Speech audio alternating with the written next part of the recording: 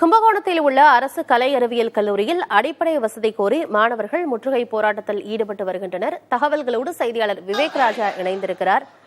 விவேக் ராஜா, படிக்கும் மாணவர்களுக்கு அடிப்படை வசதிகள் கூட இல்லை, மாணவர்களே இறங்கி போராட்டத்தில் ஈடுபடக்கூடிய சூழல் அரசு கல்லூரிகள்ல இருக்கு. எவ்வளவு நாளா இப்படி இருக்காங்க?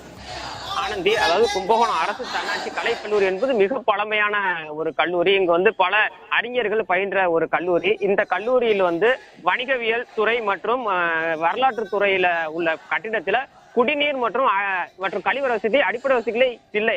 அதாவது 500 மாணவர்கள் படிக்கக்கூடிய இடத்தில் 2 கழிவறைகள் மட்டுமே உள்ளன. இந்த 2 கழிவறைகளை மாணவர்களும் பயன்படுத்த வேண்டும், மாணவிகளும் பயன்படுத்த வேண்டும் ஒரு கட்டாய சூழல் இருக்கிறது. இந்த சூழலில் கடந்த சில தினங்களாக பெய்த தொடர் மழையின் காரணமாக அக்கட்டிடத்தில் உள்ள மின்சார வயர்கள் முனைத்தும் துண்டித்ததால் அங்கு குடிநீர் வசதிகள் முழுமையாக தடைபட்டுள்ளது. கடந்த 1 மாத காலமாக கழிவறை பயன்படுத்த முடியாத, திறந்த வெளியை பயன்படுத்தக்கூடிய அவல நிலைக்கு தான் மாணவர்கள் தள்ளப்பட்டுள்ளனர்.